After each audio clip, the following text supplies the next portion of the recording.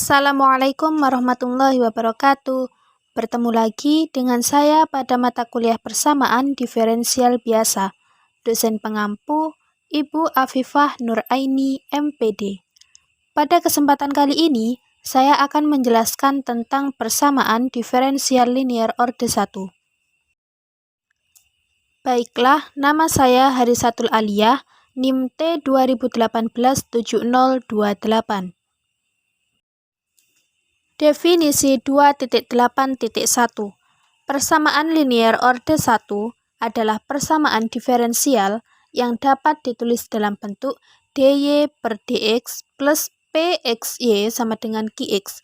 Jadi, kalau persamaan diferensial orde 1 memenuhi bentuk umum tersebut, maka dia bisa disebut sebagai persamaan diferensial linear orde 1. Selanjutnya, menentukan persamaan diferensial linear orde 1. Maka ada sebuah faktor integrasi untuk bentuk umum persamaan diferensial linear orde 1 ini, yaitu I sama dengan E pangkat integral Px dx. Jika faktor integrasi ini dikalikan dengan bentuk umum persamaan linear tadi, maka akan menghasilkan sebuah persamaan diferensial seperti ini. E pangkat integral Px dx dikali dalam kurung dy per dx plus pxy sama dengan E pangkat integral px dx dikali qx. Perhatikan persamaan ini.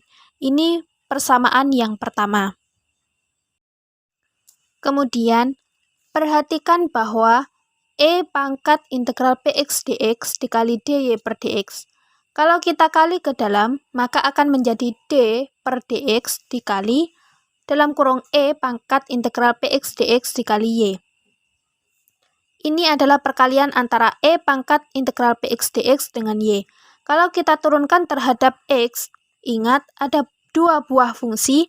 Kalau dimisalkan uv, maka misal u sama dengan E pangkat integral px dx dan v sama dengan y, maka dia uv aksen plus v u aksen. Jadi hasil penurunannya ini adalah E pangkat integral px dx dikali dy per dx plus y dikali px dikali E pangkat integral px dx. Kemudian E pangkat integral px dx bisa dibawa keluar menjadi E pangkat integral px dx dikali dalam kurung dy per dx plus pxy. Ini merupakan persamaan kedua. Perhatikan persamaan 1 dan 2, maka kita dapatkan d per dx dikali dalam kurung E pangkat integral px dx dikali y sama dengan E pangkat integral px dx dikali qx. Setelah itu, kita integralkan kedua ruas, maka menjadi E pangkat integral px dx dikali y sama dengan integral dalam kurung qx dikali E pangkat integral px dx tutup kurung dx plus c. Lalu kita tinggalkan y di ruas kiri, maka semua ruas dibagi dengan E pangkat negatif integral px dx, maka menjadi y sama dengan E pangkat negatif integral px dx dikali integral dalam kurung qx dikali E pangkat integral px dx tutup kurung dx plus c. Nah, inilah merupakan solusi umum dari persamaan linear yang ada di dalam bentuk umum tadi. Contoh 2.8.2. Carilah penyelesaian persamaan diferensial dari dy per dx min 2xy sama dengan E pangkat x kuadrat. Penyelesaian. Dari persamaan tersebut, bisa kita ketahui bahwa px sama dengan min 2x dan qx sama dengan E pangkat x kuadrat. Kemudian, px-nya kita integralkan. Integral px dx sama dengan integral negatif 2x dx sama dengan negatif x kuadrat. Lalu, integral E pangkat integral px dx dikali qx dx sama dengan integral E pangkat negatif x kuadrat dikali E pangkat x kuadrat dx sama dengan integral E pangkat 0 dx. Karena E pangkat 0, maka sama dengan integral 1 dx sama dengan x. Kemudian disubstitusikan ke dalam solusi umum tadi, yaitu Y sama dengan E pangkat negatif integral Px dx dikali integral dalam kurung Qx dikali E pangkat integral Px dx tutup kurung dx plus C dikali E pangkat negatif integral Px dx sama dengan E pangkat negatif dikali negatif X kuadrat dikali X plus C dikali E pangkat negatif dikali negatif X kuadrat sama dengan E pangkat X kuadrat dikali X plus C dikali E pangkat X kuadrat. Kemudian kita keluarkan E pangkat X kuadratnya. Menjadi E pangkat X kuadrat dikali dalam kurung X plus C. Selanjutnya, justifikasi faktor integrasi E pangkat integral Px dx. Jika M dalam kurung X, Y dx plus N dalam kurung X, Y dy sama dengan 0 adalah persamaan diferensial tidak eksak dan dapat ditemukan suatu fungsi I dalam kurung X, Y sedemikian hingga persamaan diferensial yaitu I dalam kurung X, Y dikali dalam kurung M dalam kurung X, Y dx plus N dalam kurung X, Y dy tutup kurung sama dengan 0.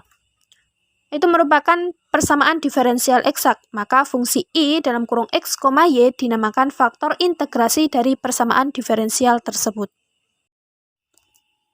Contoh, mencari faktor integrasi dari persamaan 3x kuadrat y kuadrat dx plus buka kurung 4x pangkat 3y min 12 tutup kurung dy sama dengan 0 jika du m du y min du n du x per m ini adalah suatu fungsi yang hanya bergantung pada y saja, maka faktor integrasinya adalah E pangkat negatif integral fy dy. Penyelesaian. Kita misalkan 3x kuadrat y kuadrat adalah m dan 4x pangkat 3y adalah n. Maka du m per du y sama dengan 6x kuadrat y, kemudian du n per du x sama dengan 12x kuadrat y. Kemudian du m du y min du n du x per m sama dengan du m du y-nya adalah 6x kuadrat y, kemudian dikurangi du n du x-nya adalah 12x kuadrat y per m. M-nya adalah 3x kuadrat y kuadrat. Maka sama dengan negatif 2 per y.